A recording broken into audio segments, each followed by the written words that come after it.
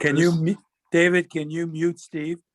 I can, yes. And if he tries to unmute himself, I can Get him a buzz or something. I can put him on perma-mute. Okay, before I introduce our speaker tonight, I just want to announce a very, very special event that we have coming up. I'm gonna just mute everybody here.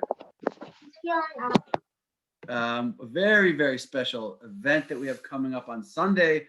It was supposed to be tomorrow, but the speaker had to change the time. But we have a great opportunity to hear from Omer Yankelovich, she is actually an amazing person. She was the very first Haredi, ultra-Orthodox woman to be a member of the Israeli Knesset. She still is a member of the Israeli Knesset. And in addition to that, she is the Minister of Diaspora Affairs. So she is in charge of all diaspora relations for the Knesset. She's a member of the Blue and White Party, Benny Gantz's party. She's an incredible, inspiring person, and we are fortunate enough to have her speaking for us on Sunday, this coming Sunday at 11. So I think everybody should take advantage of this great opportunity to hear this really remarkable speaker. Speaking of remarkable speakers, okay. One thing just on that note, Rabbi David, is that it's a different link because we're partnering with a different we have a partner, so we're using their link. So it's in the email. We'll send a reminder email Sunday morning, but don't go to this L'Chaim Center link.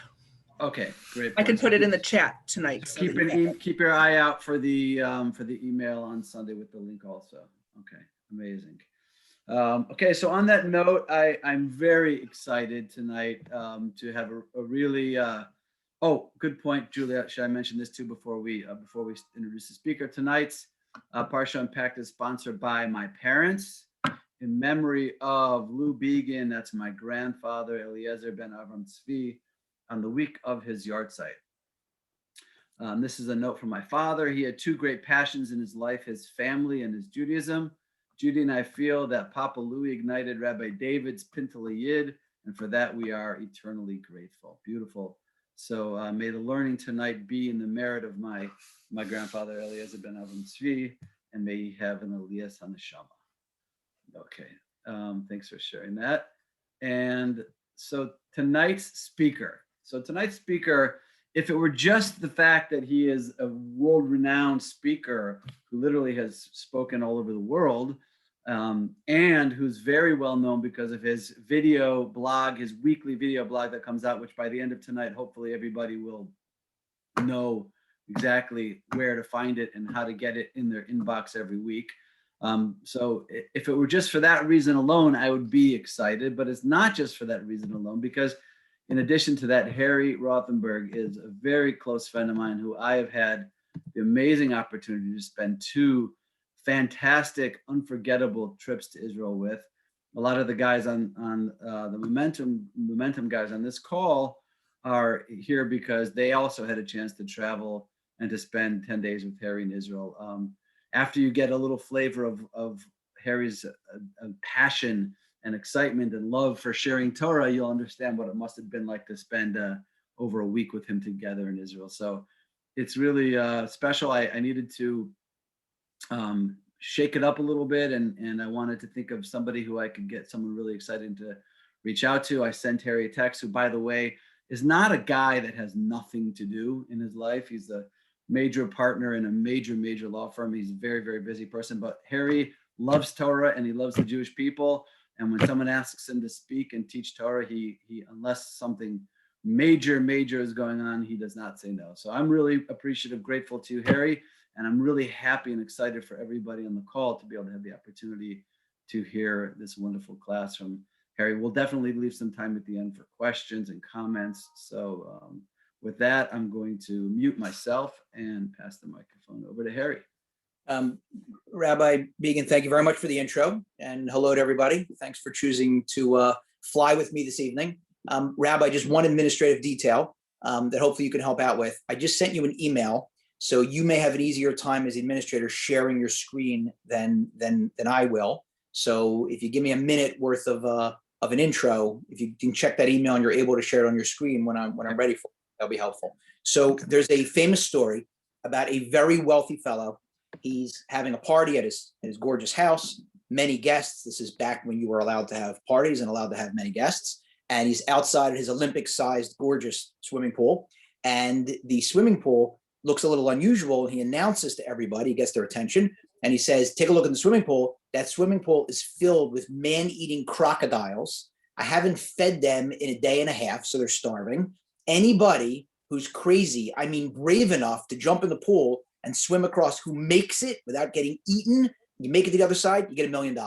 And the next thing you know, splash, and there's some maniac in the pool bobbing and weaving and all sorts of different strokes, avoiding the crocodiles. And somehow, some way, he makes it to the other side, gets out, water splashing off of him, trying to catch his breath. And the owner of the house says, I've never seen such courage in my life. And the guy says, courage? Wait till I get my hands on the guy who pushed me in. So why am I telling this story? Because 2 days ago, when our fearless leader, the Rav, asked me if I could pinch hit with him, I didn't realize at first. Of course, I said, I looked at my schedule. It just happened to be that tonight was the only night that I wasn't scheduled to speak, so it was open. I said, sure. And then I realized, oh, well done. He gives me which total portion? The one with the 600-pound gorilla in the middle, the golden calf. So there may be another total portion that's more difficult to explain. I'm not sure if there is one. This is as thorny and as difficult as it gets. It has baffled the commentators since the moment that it happened. Very, very difficult to understand how the same people that 50 days before, not 50 years before, 50 days before, were freed by Big Mo, Moses, and Aaron, with God leading the way, very clearly God leading the way, through open miracles, the 10 plagues and the splitting of the sea. And the next thing you know, they're worshiping an idol. Very, very difficult. So the easiest way to do an overview of this is to put it up on screen. Rabbi, do you have that? Are you able to share the screen? If we could do that just for a minute, I'll walk it through. Thank you. Let's see if I can make this big enough for people to see. So here's what happens. The 7th of Sivan, 2448, that is the day on which we celebrate the holiday of Shavuos, giving of the Torah at Mount Sinai. Moses goes up to the mountain and he stays there for 40 days and 40 nights. And he tells the nation he's going to be back in 40 days, but they miscount slightly.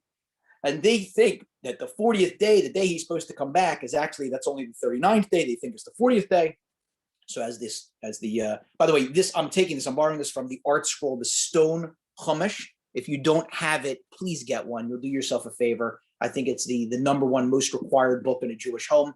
The Art Scroll publishing house did a fantastic job with the translation, with the brief commentaries. They did a beautiful job of giving an overview on the weekly Torah portion with some takeaway lessons and helping us understand it. This is a chart they have in the back of the newest edition. So the nation errs in their reckoning the 40 days. They see that Moses has delayed his descent. They believe he's died. That's on the 16th. That's when they gather around and they demand that Aaron make the golden calf. 17th of Tammuz, that's a day that we fast every year, not coincidentally because of what happened. They sin with the golden calf.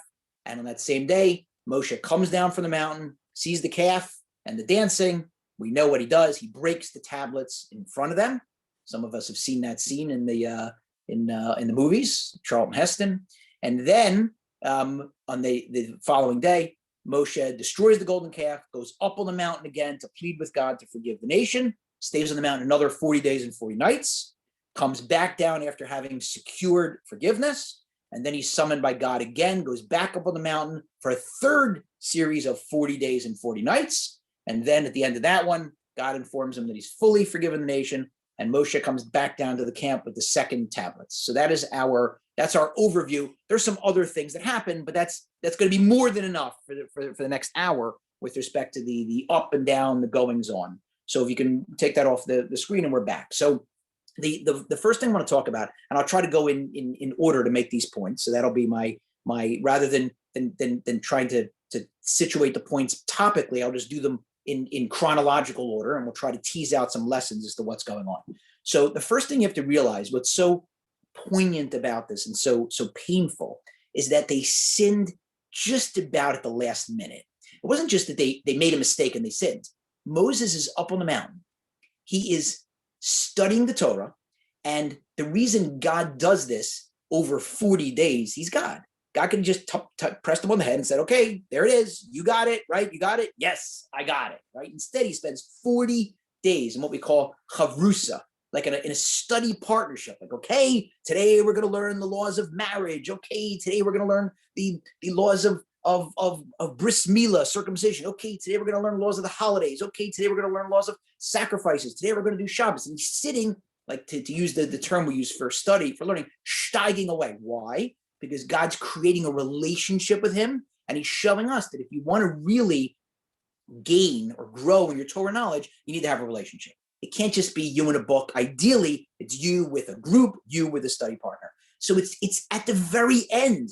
It's not just that it happened to be on that day. Moshe's about to complete the Torah. He's about to finish up this relationship that there never before was one and never will be one, of somebody up on the mountain, not eating, drinking, sleeping 40 days and 40 nights with God. And that's when they sin. So my rabbi pointed this out a number of years ago, and it's very rare. I could count, I can't fill up two hands. Maybe I could fill up a hand where you hear something and you say, and it just hits you.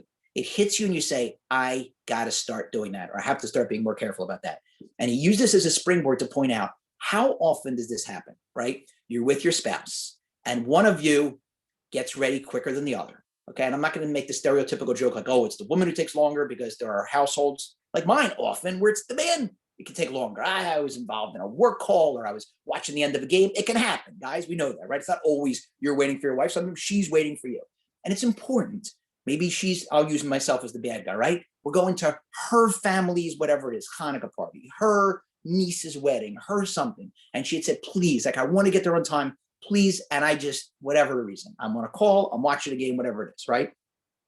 And how often is it that I'm almost ready? Like I'm upstairs, I'm putting my time, and she just loses it and says something that's just, just whatever it is, just, and then and I give it back, or vice versa. I said something.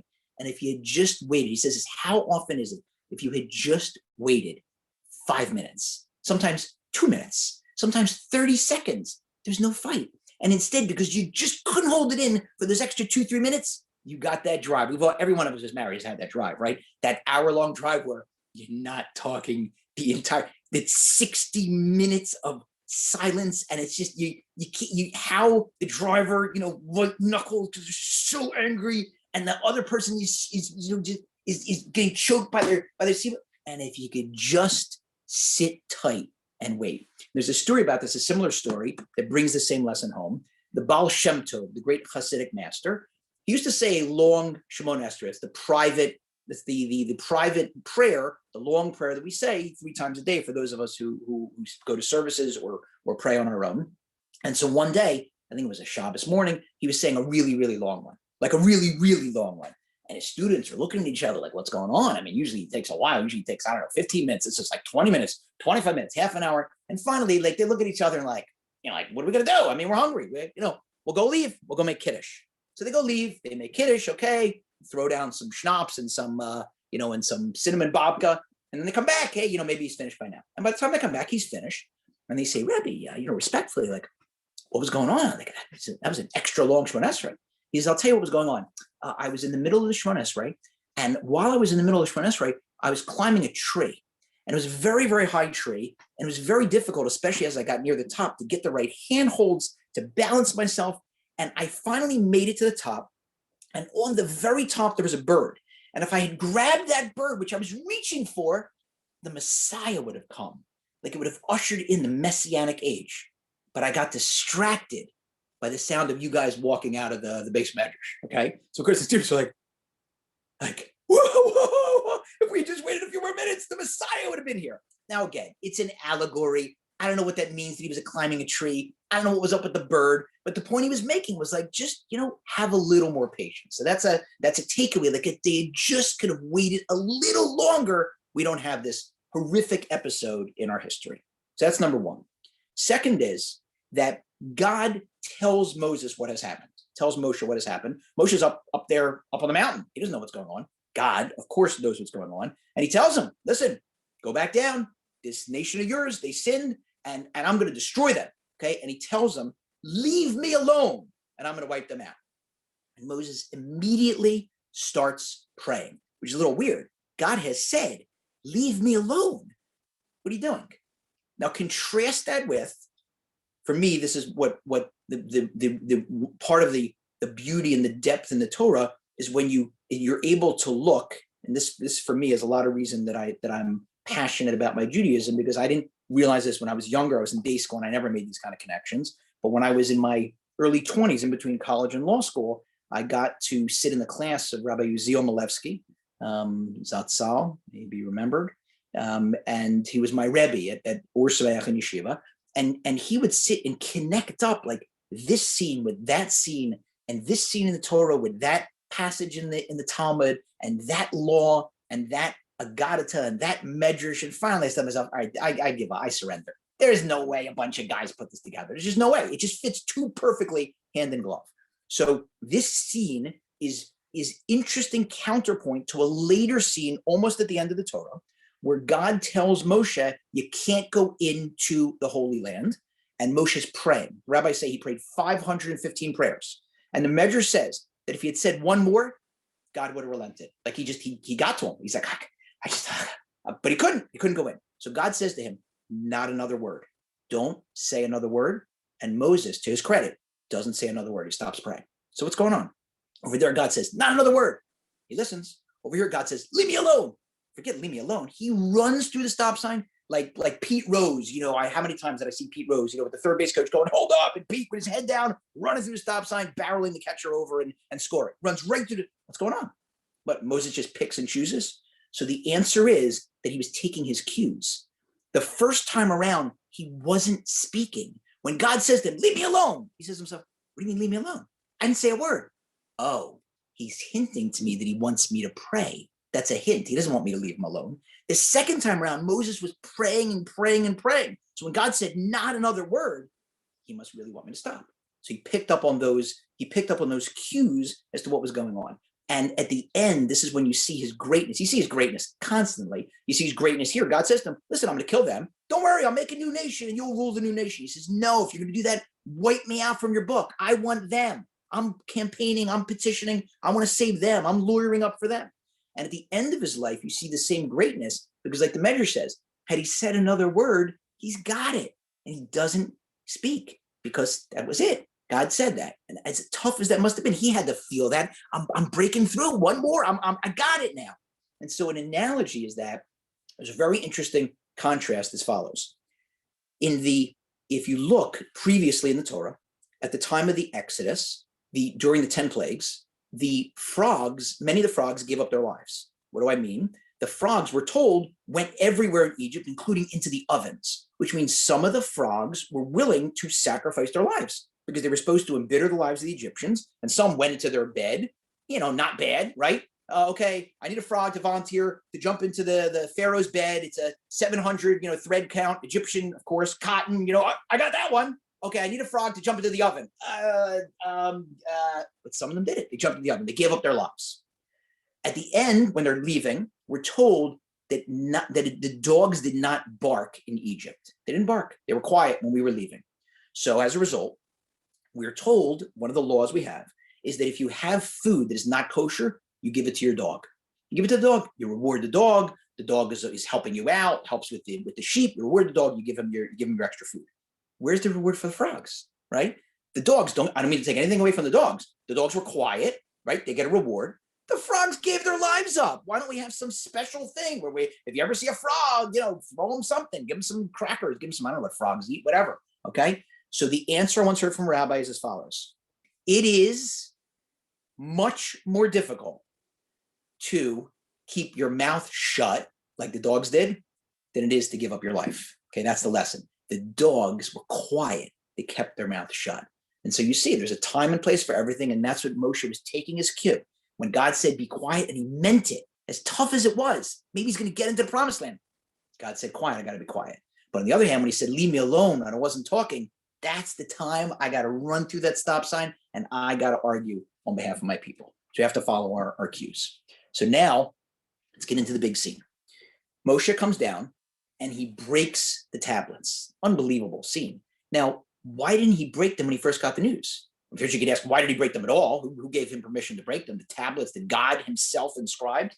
And if he's going to break them, God told him what happened. So what is it? Is he saying to God, listen, God, I know you're generally reliable, but this is big. You mean to tell me that nation, my nation, they built a golden calf? I mean, I'm not saying I don't believe you. I got to see this for myself. I mean, God told him. You could take that to the bank.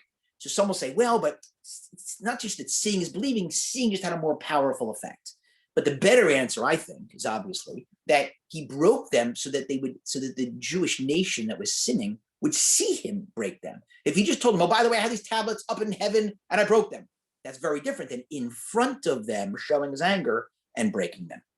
But if you look carefully, what happens is that when he comes down from the mountain, it says that he saw the calf and he saw the dancing, and then he broke the idols, which is very interesting. The dancing, the word that's used, macholos, means dancing in a circle. If you go back to the Exodus, after the splitting of the sea, we're told that Miriam took the women and danced in circles. Circles are a very big deal. When we dance the hora at a Jewish wedding, it's not because we decided, hey, how about Chubby Checker did the twist or whatever, and Michael Jackson did the moonwalk, and Jews do the hora.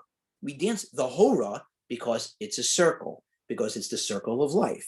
Because in a circle, we're all equidistant from the middle, reminding ourselves, it doesn't matter how wealthy somebody is, how important somebody is, what job somebody has, we're all the same distance away from God. So his circles have a tremendous spiritual significance. The women danced in circles after the splitting of the sea. The men did not.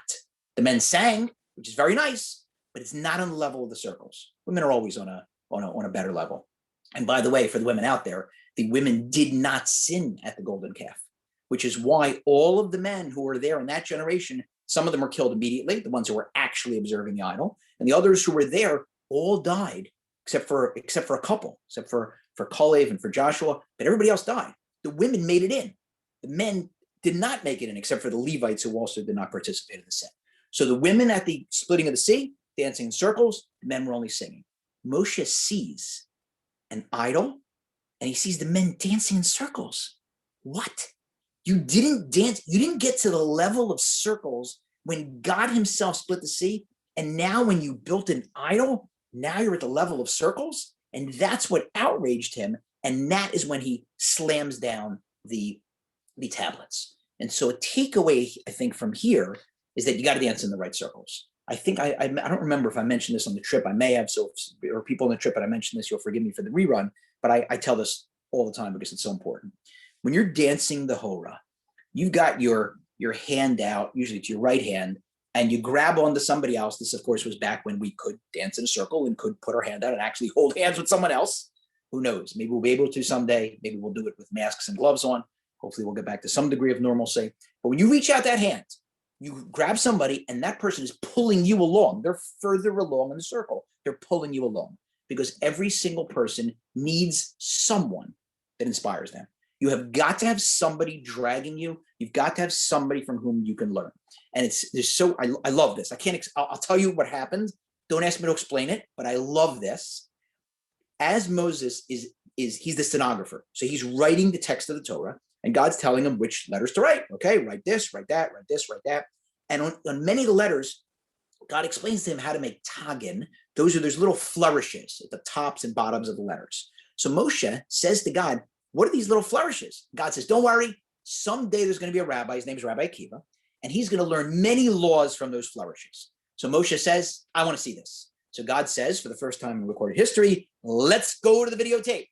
And he beams Moshe into the future and has him sit in Rabbi Akiva's class so that he can see Rabbi Akiva expound on these little flourishes on the letter. Now, here's the beauty of this story. In Rabbi Akiva's class, the students sat according to their ability level. So the best students sat in the front row, and then the second best, the second row, third row, okay, all the way up. And listen, even the last row, they were still phenomenal students. They were Rabbi Akiva students, but it was tiered, and it was based on ability. Moshe was seated in the 8th row, okay? So if Moshe has got somebody from whom he can learn, from whom he can be inspired, every one of us has somebody who can inspire us. And it could be in person, preferably. It could be, these days in a video. It could be somebody speaking to you from a book. Again, preferably live, preferably somebody with whom you can have an interaction, but you have to have somebody who inspires you. And similarly, while you're dancing in that circle, your left hand reaches out and you're grabbing the next person. Now you're pulling them along. You also need someone that you can inspire. We hear talk about the 1%ers, the people who make more than, I don't know what the number is, right? 1% of the population makes over, I don't know what it's 100 grand, whatever the number is, right? The 1%ers who get the perks and who my old law school professor, Professor Warren, wants to tax, and et cetera, the 1%ers. You all who are right now watching are 1%ers, because they're when you look at the community Jewish, unfortunately, for those people who didn't have a background, very, very precious few are tuning in to listen to a rabbi or his, substitute, lawyer pretending to be a rabbi tonight, talk about the Torah portion. And so there are people out there that are not similarly gifted, and they can learn something, and you can learn something and pass it on to them. And it could be anybody. It could be a friend. It could be a colleague. It could be a mother, a father, a brother, a sister, a son, a daughter, a cousin, an aunt, an uncle. It could be anybody. And the beauty is this: you both get more out of the relationship. How? Because the person who's studying, obviously, they're gaining a lot. They're learning something new. But you're getting more out of it because it's so different. When you're the student, you can drift a little bit, right? Anybody out there right now can, I don't know, you could be underneath the screen. Frankly, you can do it on the screen. I can't stop you. You could be playing Candy Crush. You could be checking what's GameStop stock price right now. You could be, I don't know, shopping, on the internet. If you're not paying attention, you're not paying attention. But what if I do that while I'm teaching? What if in the middle of this class I say, oh, I'm sorry, guys. What was I talking about? Like, you got to be on. When you're teaching, you got to really know your material. So yes, find somebody that inspires you, and then find somebody whom you can inspire, because that will force you to prepare and to own the material, and you'll get much more out of it. And the collateral benefit from that, it's unimaginable, because you're helping out a fellow Jewish brother or sister. We're all brothers, we're all sisters, we're all guarantors for each other. At the very beginning of the Torah, we know what happens. Cain, Adam's son, Adam and Eve's son, kills his brother, Abel. And God says to him, wait, where's, what's up? Where's Abel? I haven't seen him around. And Cain says, we all know the phrase, right? He says, am I my brother's keeper? What are you asking me for? I'm responsible for him. And so there are those who say, I saw a commentator say this once, that the entire rest of the Torah is written to answer that question. Yes. The entire Torah is not cast in terms of rights. It's not, you have the right to this, you have the right to that, you have the right to this. That's the Bill of Rights, totally different document. The Torah is obligations. You have to do that. You have to do this for your fellow. You have to do that for your fellow. You have to do this. You have to be nice to him. You can't hate him. You can't take a grudge. You have to return his lost object. You have to give him a loan if he needs it. You have to give him charity if he needs it. And this and that and this and that. We've got obligations to help each other out. Next is that maybe Moshe was realizing the following. They're dancing in circles. They're showing an extra degree of passion about sins, but not about mitzvahs. So I've got to counter that through an act of passion. I'm trying to overcome this passion that they have. They're dancing in these incredible circles. So I'm going to take the tablets, and I'm not just going to yell at them. I'm not just going to scold them. I'm not just going to, even worse, give them the silent treatment. I am going to take them and in a passion that smash them in front of them to show them that you've got to be, obviously, at least as, preferably more passionate about doing the right thing than about doing the wrong thing. Many years ago, I was, my oldest son is turning 30. So I'm going to say this was about 15 years or so ago. He was a teenager.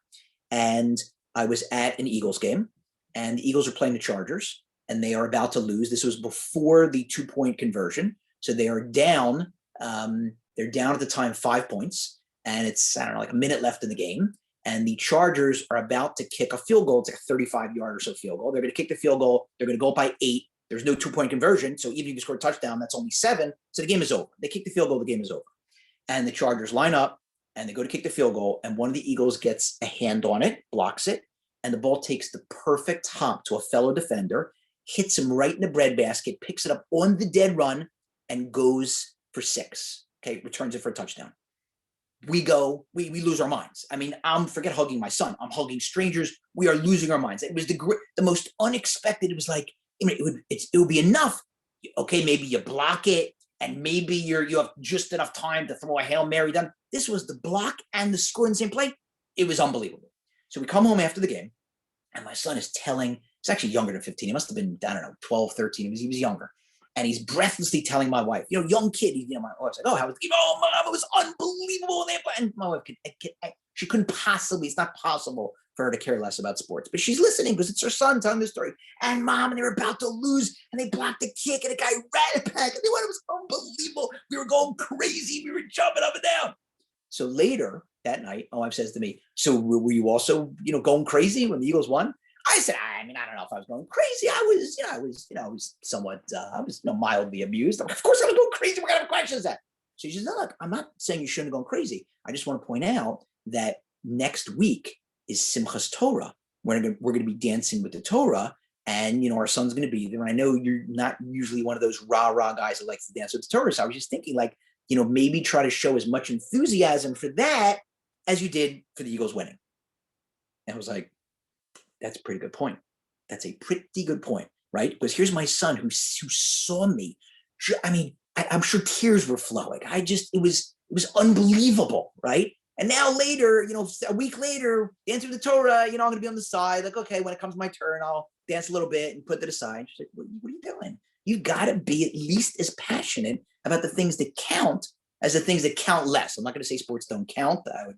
Nobody would believe me. Anybody who knows me knows I take my sport seriously. But come on, how can you compare? When dancing with the Torah is going to be whatever, but jumping up and down because your team won a regular season football game, that is going to be something you're going to do with reckless abandon. So we have to be careful about that, especially in front of our kids, because they see through it quicker than anybody.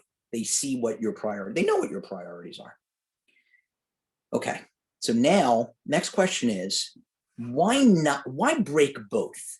Why not break just one of them? Right? We know that there are 5 and 5 on the tablets. The first 5 are between man and God, and the second 5 are between man and man. Okay, so the first 5 is the one that has, not to create or bow down or worship an idol. That's the one they broke. Break that one. Why do you have to break both? Like, Big Mo, I mean, I know you're trying to send a lesson. Like, believe me, we'll get the message. Like, if you broke one, you had to break both. So one answer is that according to the commentators, they had actually killed Moses' nephew, so they violated the second one also, which says don't murder. But another answer I heard once, which was very interesting, is that the reason he did that is because the Torah is all-inclusive. You can't pick and choose. And we often have a tendency, and I say we, I mean everybody. People have different tendencies. There are people who are unbelievably careful about the rituals between them and God, and not nearly as careful about interpersonal issues and interpersonal rules. And there are other people who feel, hey, as long as I'm a good Jew, I'm nice to my fellow man. Okay, the stuff between man and God, whatever, it's not as important. So he's showing us they're both equally important. It's not enough that, I'm only a first tablet guy. I'm only a second tablet guy. You're missing half the Torah. And kol hakavod, if you're careful about interpersonal relationships, that's unbelievable, but you're missing half the Torah. And if you're careful about between you and God, that's unbelievable, but you're missing half the Torah. And so maybe that's a reason why both. But here's where it gets tricky, because the next question is this. How could they possibly have thought that they were on a higher level? How can it be that the men only sang when the sea split and they danced in circles, which, as we said, is a bigger deal when they were dancing around the idol? Now, I get it. It was only a small group of them that were actually worshiping the idol. The rest of them was not. It was something much more complicated. They wanted to replace Moses, not God. They wanted to show God that they want a more physical interaction, relationship, which explains a lot of what's going to come soon in the Torah. That's why they wanted to send spies. We want to be like regular nations. We can't exist with these constant miracles, or even if we can, our kids won't be able to. But how could they feel that they're on a higher level? I mean, the splitting the sea was beyond imagining. Look at the timing.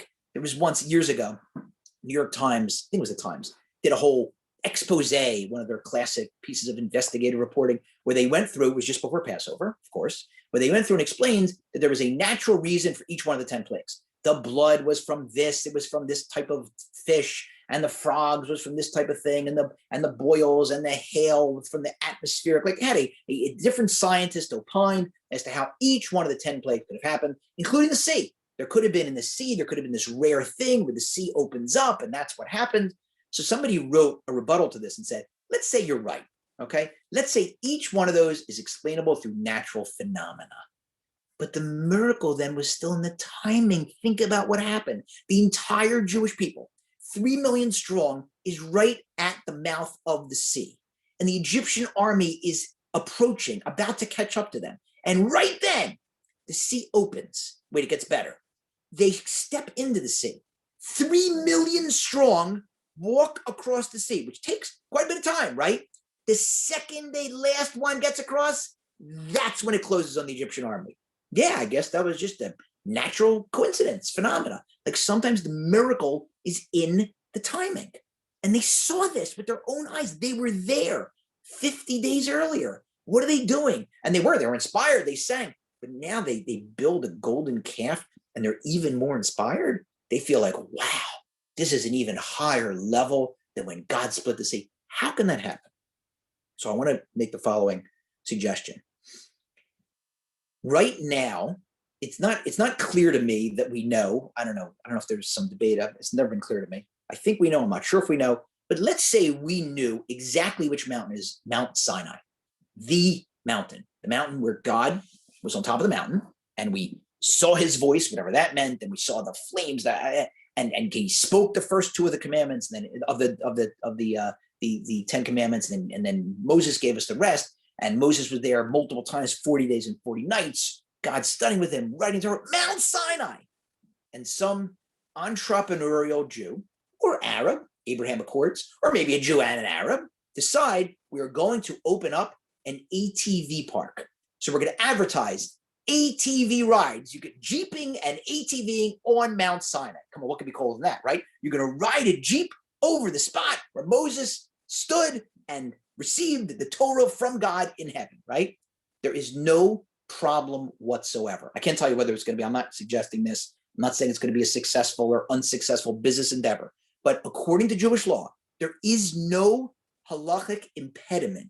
Jewish law does not assign any degree of holiness to Mount Sinai.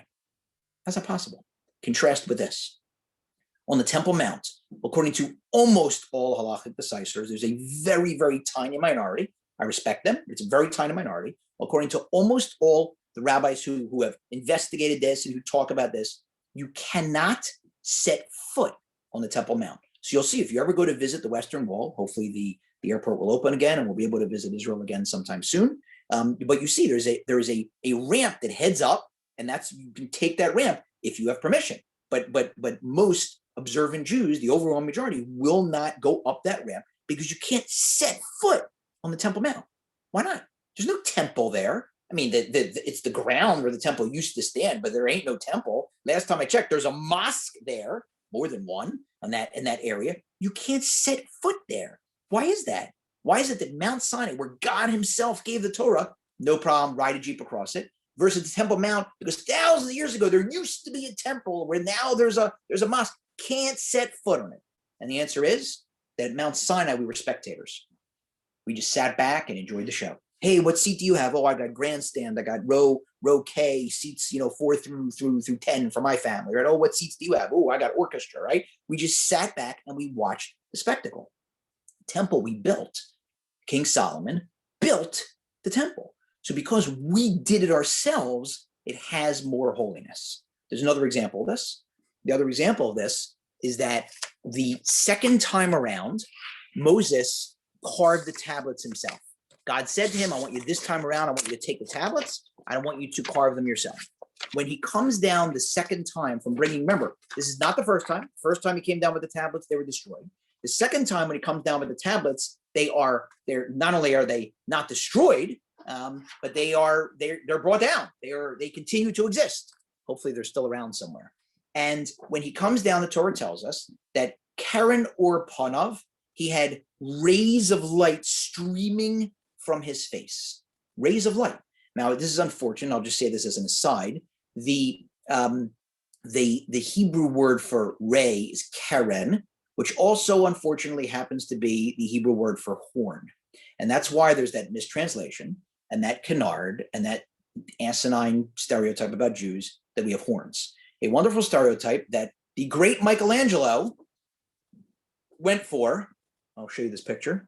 In his famous statue of Moses. This is it's an unbelievable work of art, but very clearly coming out of his head are these two protuberances. He's got horns. Now, I have to deal with this every time. It's been a while because the courts have been closed for in-person hearings, but every time I go to the Supreme Court in the Bronx, in New York State, the Supreme Court's the lower level. It's not like in the federal system where it's the highest level. The Supreme Court of the Bronx has a sculpture that is a copy of that statue. So every time I go to court in the Bronx, I got to go pass by Moses with the horns, a Jew with horns coming out of his head. Drives me a little nuts. I have a friend who is a rabbi now. When he was younger, he was in Atlanta and he went to day school and he was the captain of his basketball team. And sometimes they would go play teams in the deeper South, outside Atlanta. So they drove whatever, I don't know, an hour away or in the deep South. And so they had a game once, and this is the Jewish high school. So they're wearing their little beanies on their heads. And he goes out to meet the ref before the game, and the ref goes over whatever rules, et cetera.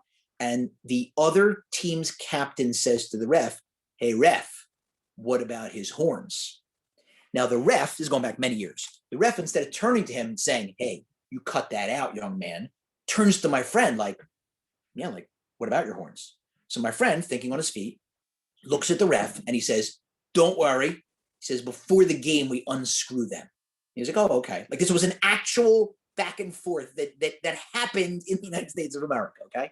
So that's where that comes from. So why is it that Moses's face was streaming rays of light the second time? Well, actually, it's actually the third time because there was that middle time when he went to gain forgiveness. But the second time he came down with the tablets and not the first. And the answer is because the second time around, those tablets, he carved them himself. So because he carved them himself, they just had more holiness. They were more meaningful to him.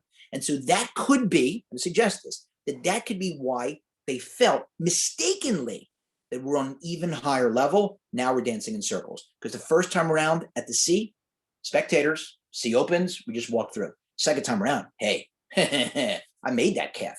And because they made that calf, they feel more spiritual. And that's very, very dangerous. So I'll share with you a story along these lines. It's a wild story, but it's instructive. Many years ago, there was a rabbi in Boston, and he was approached by a group of high school girls, and they said to him, "Look, we really want to start wearing tzitzis like the boys do. We think it'll be very spiritually meaningful for us, and we want your permission." So he said to them, "Well, here's what I'd like you to do. In order to wear tzitzis, you can't just start wearing tzitzis. You need, especially if you've never worn them before, I really think it'll be important to have some degree of preparation. So what I'd like you to do is for 30 days, start wearing a four-cornered garment without tzitzis. And then after the 30 days, come back to me and we'll talk about how it felt." So fine. So the rabbi suggests. So they go out and they get some four-cornered garment. Maybe they bought tzitzis without the tzitzis on them and they start wearing them. They come back 30 days later and he says, "What was it like?" And they say, "It was unbelievably uplifting. We never felt such closeness to God. We never felt such spiritual meaning in our lives." And he said to them, "So I have to explain this. You have to sit down. I have to explain this to you. What you felt was not greater spirituality and not closeness to God. What you felt was you deciding that, okay? But it's illusory because a four-cornered garment without tzitzis does not have any holiness at all. It's in your head. And so the reason I had you do this was I can show to you that, look, there are laws that women have that men don't have. There are laws that men have that women don't have. And it's not appropriate. And so I'm pointing out that you think in your head, I'm going to feel more meaning in spirituality, but that's not one for you. Concentrate on ones that are for you." And I'm not getting into the thicket of what is it not allowed or are women not allowed? That's what he did to try to prove this point. I will say this as an aside. When I was in law school, I was at Harvard for 3 years. We lived in Cambridge. And so I used to pray every morning at the Harvard Hillel. They had an Orthodox minyan and the conservative. I don't know if they had every day. I know they had on the weekends, but every day the Orthodox had 3 times a day. They had Shacharis and Mincha and Marav. Every single day in the Orthodox minyan, there was a woman wearing tefillin. Whatever whoever it was, who she had consulted, said it was fine. In fact, they say that Rashi, the greatest of the biblical commentators, his daughters are reputed to have worn tefillin. So every day there was a woman wearing tefillin, and it drove me insane. It did not drive me insane because it was a woman wearing tefillin. It drove me insane because every day she was there early. So by the time I got there, and I'm always running late to everything, by the time I got there, she was there with her tefillin on. And all I kept saying was, she's killing me. She's killing, I'm going to get to heaven. And God's going to be like, dude, she didn't even have the mitzvah. She was there before you every day. What's your deal? So it used to drive me crazy. So point being that we have to be very, very careful. It's very dangerous when we decide, you know what, if I would just change this, if I would have the Seder instead of on Passover, in the middle of the year when it's warmer, and if I would build my sukkah in the spring because I like that weather better, and you know what, I love Hanukkah, and why 8 nights? Let's do it for 16 nights. Or, the shofar is so cool. Why is it only on Rosh Hashanah? I think I'm going to start blowing on the other holidays, and you feel great about that. That's wonderful. But you're, in a sense, creating your own religion. God's got rules, and he knows what those rules are. And these rules are meant for us to have the most productive and happy and fulfilling lives. The example I always give is you're on a plane, and we should all be able to start flying again. And you got your phone, and you sit down, you're on your little Facebook feed, and the dude next to you is like, "Oh, yeah, want me to show you some tips?" And you're like, "Actually, no, weirdo." Okay, and you go back to your Facebook feed, and he says, "No, really, I could show you some cool things." And you're like, "No, I really, you're a weirdo. This is, you're not going to say that. You can say that. Really, it's fine. I know it." But this time, you're looking, you're like, "What's your name?" And the guy smiles. He goes, "I know this is crazy. It's a long story. I don't usually fly commercial. I'm Mark Zuckerberg." And you're looking at the guy, and it's like, it's Mark Zuckerberg. You can't. Your head is exploding, right? You're like, Mark Zuckerberg. You're handing him your phone. He's showing you tips on Facebook. You're taking selfies, Mark, posting them to every Instagram. Mark Zuckerberg showing me tips on Facebook, right? So that's what you got. You got the Torah and God, right? Zuckerberg invented Facebook. God invented us. And God is saying, I hardwired you. I softwired you. I know things are difficult. I know life is tricky. I know it's tough to figure out why bad things happen to good people.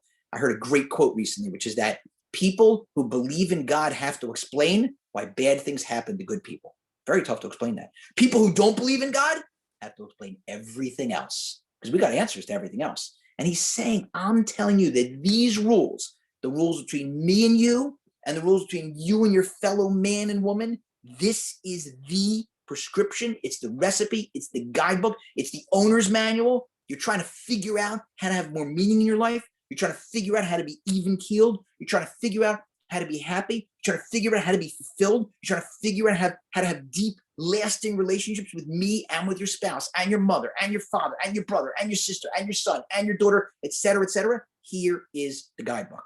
When we start making rules on our own, okay, it's a golden calf. That's what we're doing.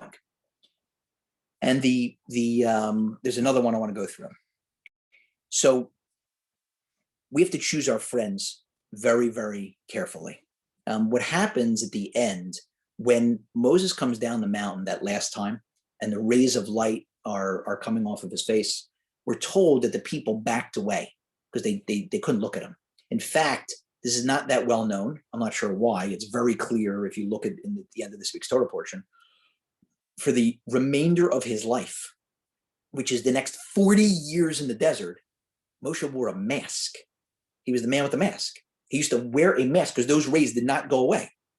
So when he would talk to God, he would take the mask off, or if he would teach laws, he would take the mask off. But in general, he was walking around with a mask. And the people backed away like they couldn't handle the rays coming off of his face. And so Rashi, again, the greatest of the commentators, writing in the 1000s in Troyes, France, Jewish population, about 100 Jews, how he was able to write his magnum opus commentary on the Bible and on the Talmud is it's beyond understanding or explanation, but he did it. Pretty amazing. One of my personal heroes. And so Rashi says, "Come and see here. Look at the power of sin." Before the golden calf, they were standing at the mountain, watching and listening when God Himself was speaking. Like these were divine fireworks, and they weren't scared. They didn't back away. Now there are rays of light coming off the face of a human being, which no doubt were very, very impressive. But now they're backing away. They can't handle it just because that's what sin does. It just yanks us down. Now that makes sense because even though most of the people weren't actually worshiping it, those who were killed. but they were there and they were around, and maybe they were part of the general revelry, or maybe they didn't object except for the Levites. So they were part of it. They were in the game. They were there. They were at the, in other words, it's like if you go to a Dead concert, even if you did not smoke a banned controlled substance, yeah, you did. I mean, come on, you basically did, even if you didn't hold it to your mouth, you did, right? They were there. They were part of it. So we can understand that, but there's a problem because there are no exceptions, meaning that one of those people who backed away because they couldn't handle the light was Aaron, Moshe's older brother. It's like, what's going on? He's the guy that they gathered around. They killed his nephew. He's doing everything that he can. He says, okay, ask your wives and your sons and daughters for the gold rings and their earrings. They're figuring they're never going to give up their gold, and they don't. The women don't give up their gold. The men take their own earrings out, and that's what they use. They melt out for the golden calf. He's like, okay, and after the calf, he says, okay, tomorrow we're gonna have a festival to God. He's doing everything he can to stop it, to delay, to give Moshe a few more hours to come back and put an end to this. Aaron wasn't part of this. He wasn't part of the revelry. He certainly wasn't part of the worship. He wasn't part of the idea, but he was there, and just being there, being present while this is going on, it dragged him down a notch, so that even he had to look away a little bit. And that's where we have to be so unbelievably careful, especially early on in our Jewish journeys, because one word, one insult, you're in a situation and you're getting serious about something, whatever it is. There's so many different areas. That's what the beauty of Judaism. It's not all or nothing. It's like, oh, I can never be religious. It's just too many. First of all, you're already religious. Everybody watching this is religious. Give me a break. No, I'm conservative. Oh, please, you're religious. No, I'm reformed. You're religious. What are you talking about? No, I'm absolutely not. I'm an atheist. You are religious. What are you talking about? I'm an atheist. Really? Well, let's see. The Torah says don't murder. Did you kill anybody today? No, I didn't kill anybody. Oh, there we go. You observed that one. The Torah says don't eat cockroaches. Did you eat a cockroach today? Think I eat a cockroach? Oh, there you go. We got another one that you observed, right? It's just a matter of, okay, some of us observe a few more than others, but there is no one out there that's going to tell me I do not observe a single commandment in the Torah. What are you? You're a murderer and a thief and an adulterer and come on, a kidnapper. Give me a break, right? And all of us are. It's just a different of degree and how many. So the beauty is there's something out there. I guarantee you, if you went through and studied, you will find something where you'll say, you know what? I didn't know that before. I love that. That's beautiful. I'm going to work on that. I didn't even know that was a law. I didn't realize I get credit for that. I think that's going to make a difference in my life. I'm going to start doing that. It can even just be study. I'm not going to do a single thing, but I will study. Great study, right? And so you start doing that, whatever it is. You decided you're going to start lighting candles Friday night. You decide you're going to have a Friday night meal. You decide you're going to go to synagogue Saturday morning. You decide you're going to keep kosher Tuesday afternoons. What is that all about? I have a friend who's a rabbi. He tells people when they're interested in beginning their kosher journey, keep kosher Tuesday lunch. I'm like, what do you mean? He's like, you got to start somewhere. It's a big deal to say I'm going to start keeping kosher. So Tuesday lunch, go to the kosher pizza store. Tuesday lunch, order from the kosher restaurant. Tuesday lunch, just have something that you bought from the supermarket that has an OU around it. Okay, it worked out. So now you can add on Wednesday lunch. It worked out, add on Thursday dinner. It worked out, add on just little by little. But all it takes is one cut, one insult, one buddy, one friend, one family member, the sharp-witted one, the guy who's always the quickest one on the draw, okay? It's like, oh yeah, we were gonna go out, and I was gonna get tickets to the Stones, but Linda has to light Shabbos candles. Oh yeah, we were gonna go out to the, I got like front row seats to the, the Zion's coming to play, against the Bulls, but we can't go out because Larry decided that he's got to do his Shabbat meal, and it's over. You got to be so careful. I'm not suggesting that you leave or lose your friends, but you really need to be careful. On your journey, you've got to choose them wisely. You need to choose fellow travelers who are going to be supportive. You want to choose somebody, and when you're choosing, don't choose somebody. Choose multiple people. It's always nice to have a group, but try to choose people who are doing a little bit more than you. Because if you choose people who are doing a little less, then you're complacent. Then you're just staying in your comfort zone. That's not going to push you to do more. So if you decide what you want to work on is charity, so find somebody who gives a little more than you percentage-wise, that will prod you. Somebody who donates a little more time to communal events, not less. Because you pick somebody who does less, you're already doing more. Well, I'm good. I do more than that guy. So you always want to find somebody. That's why it's interesting. The Torah tells us that you're not supposed to be jealous of someone. I think I may have spoken about this on the trip. So you'll forgive me if it's a rerun for the guys that were on the trip. The Torah tells that you are not allowed to, you cannot be jealous of somebody's wife, his house, his Porsche, his Ferragamo shoes, his latest iPhone. Absolutely not. But there's one exception to that. You are encouraged, you're allowed and encouraged to be jealous of somebody's spirituality. If somebody is doing more than you, I'm jealous. That guy, I don't know how he does it. Gets his whole family together for dinner Friday night. I wish I could do that. I'm jealous. That guy, he gives more charity. That guy, it's unbelievable. Every time the synagogue or the local JCC or needs something, the dude is the first guy to volunteer. It's unbelievable. I'm jealous of that guy. Kol hakavod. That's great. Be jealous of that. If that's going to spur you to greater achievements, then that's appropriate. And I can either stop now or I can make one more point. I'm going to leave that to the rabbi. I don't know how much time I'm supposed to leave for questions. Hold it here or go on a few more minutes. I'd say maybe if people have questions, I want to make sure people have a chance to interact a little bit and ask some questions. So maybe let's see if we do have some questions. Otherwise, we can go back to that point. Anyone? Okay, so if anybody wants to, that was amazing, by the way. That was really amazing. There were a lot of good points that were made. Thank you. And point is sort of really could, used conversation and discussion. So certainly feel free to jump in if anybody has anything that they want to ask about or add on to. This would be a good opportunity to do so. Anybody there? Did anyone hear this lecture tonight? Rabbi, will the recording of this be available to us? Yes, definitely. Julie will send it out on later in the week. Yeah. Send it tomorrow. Send it tomorrow. That's awesome. Okay. That's awesome. David, Yes.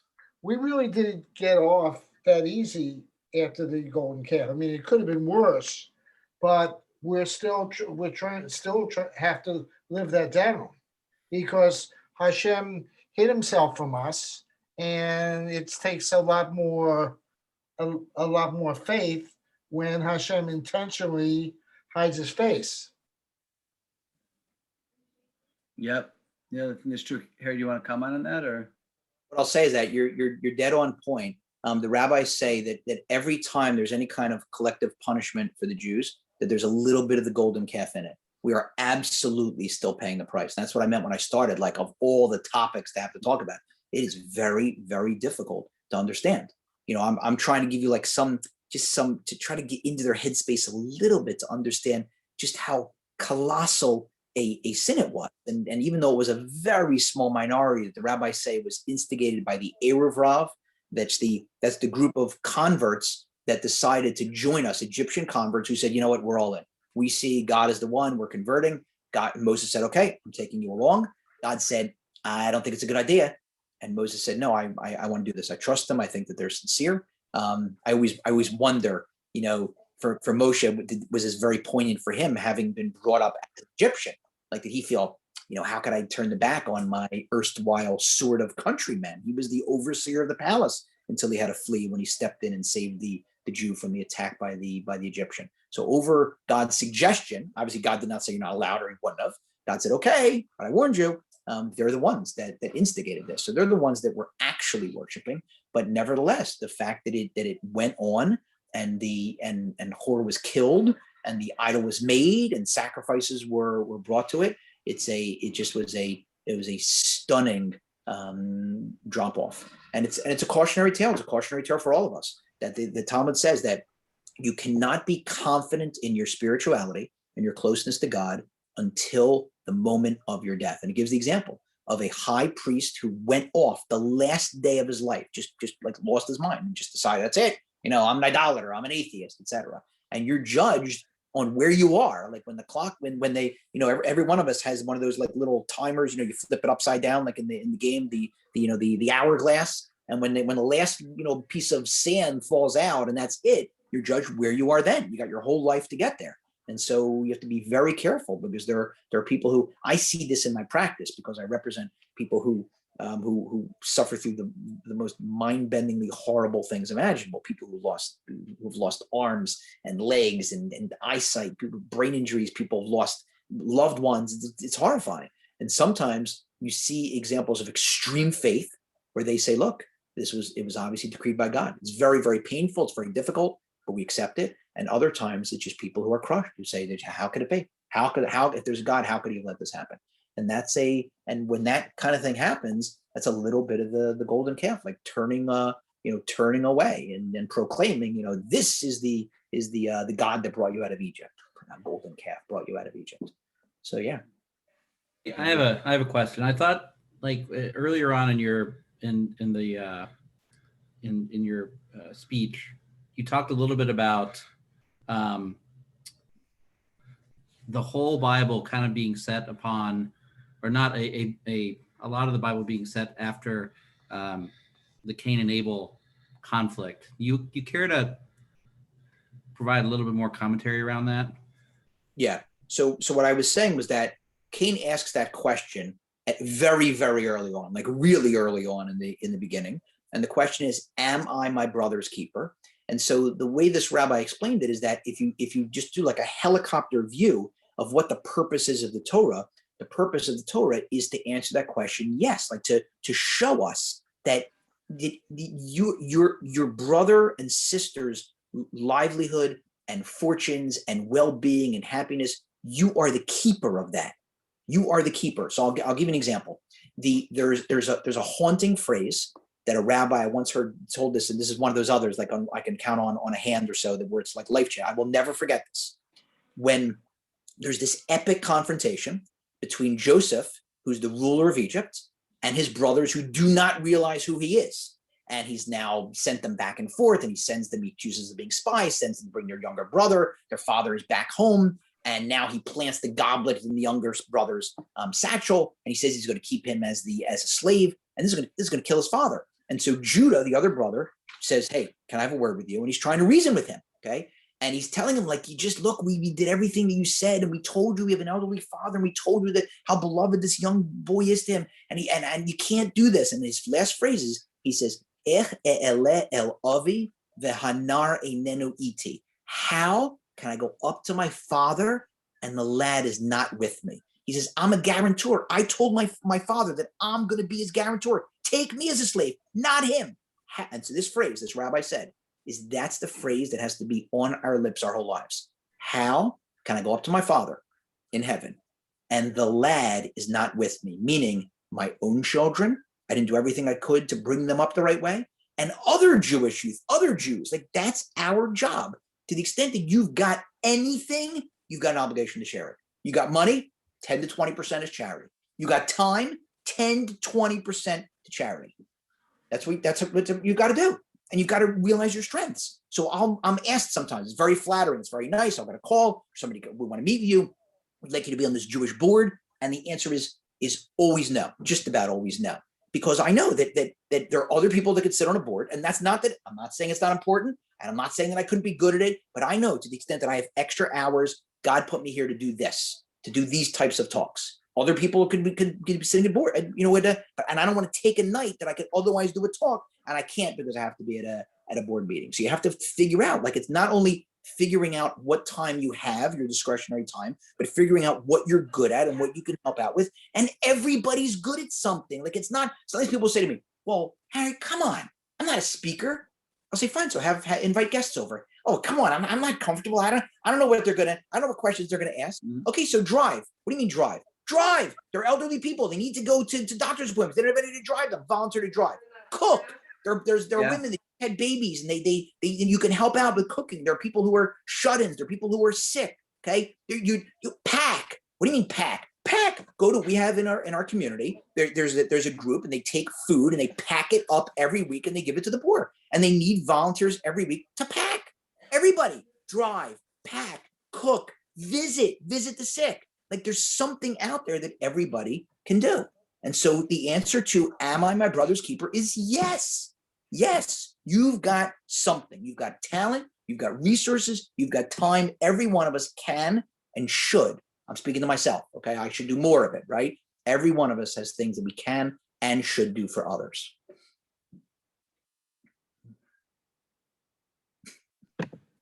Beautiful. Thanks, Harry. Anyone else want to add something or ask or share anything? Excellent Okay. presentation. Thank you so much. You're very welcome. All the way in Scottsdale. I'm sorry. Hannah's the lucky one in our group. She gets to be in Arizona. Oh, that is very lucky. Yeah, don't rub it in. I'm Don't tell not me. one that I She belong, never that she I never do. rubs it in. She never rubs it in. We have to I don't give her know what the temperature is. You don't want to know. I put, by the way, just in case you didn't see, I put everybody in early on in the chat, Harry's video, where to go to sign up for Harry's video. It's great. It's 3 to 5 minutes, and it's a great way to go into Shabbos. So I really encourage you to sign up for that. Wait, one second, Rabbi, you have to change it. That's my old sponsor, Partners in Total. Let me give you the new one. It's Okay, with Or Sameach now. So it's ohr.edu EDU /Harry /Harry /subscribe. /subscribe. ohr.edu /Harry /subscribe.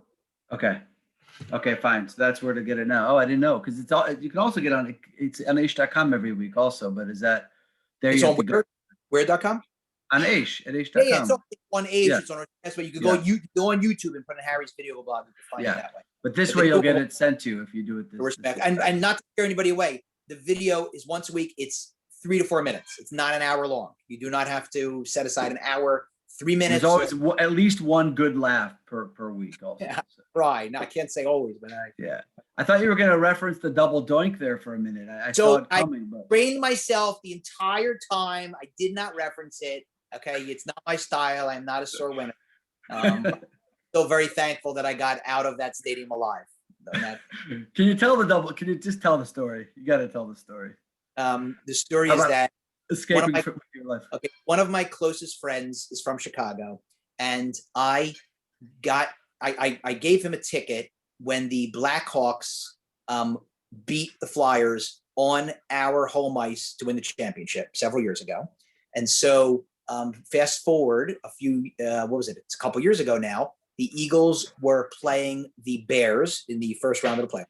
And my friend right away, as soon as it was announced, said, I am getting tickets. I am repaying that favor. You're coming. Bring one of your boys. So I flew with my son, who was then, I guess, about 17. And we went to the game. And if you remember the game, the Eagles are about to lose because Cody Parkey is setting up for what, it's got to be like a 90% chance they're going to make the field goal. And it was the double doink. It hits the bar twice, 2 bars, and it misses. And my son and I initially, we lose our minds. Like we're hugging each other and we're hugging 1 or 2 other Eagle fans that were there. And all of a sudden I catch myself and I realize, and I say to my son, we're dead. Like we're dead. I mean, we're in a Shiva house. We've got 70,000 people that just lost their best friend. And we're jumping up and down cheering. Like we're dead. Like if this was in Philly, we would have needed a police escort to get out of the city. In the city of brotherly love. In the city of brotherly love, exactly. But thank God, due to the Midwestern hospitality, nobody took a swing or threw a can of beer at us, and so we were able to make it out alive. Yeah, so quite a memorable trip. And you spoke for us that when you were here that week. Spoke on the at our house. Yeah, at the game. Awesome. Yeah, I remember that. Yeah. Coach, you were there, Tyler. Yeah. Yes, there was, and I still can't follow Harry for the life of me. Every other word. Good to see you, though. Very good to see you. All right. Okay, Harry. Thank you again. Really. Thank you. Thank you. Bye-bye, everyone. Thank you. All. Great class. Great. You too. Thank you. It's great. Harry, I'm gonna have you back for the tochachas, okay? We'll talk about that. Okay. That's for all right. All right. All right, everyone. Have a great night, and don't forget Sunday. This amazing speaker, Omer Yankelovich. Really, don't miss that. It's gonna be great. Okay. All right. Thank you, everybody. Lila Tov. Bye, night, Raquel. everybody.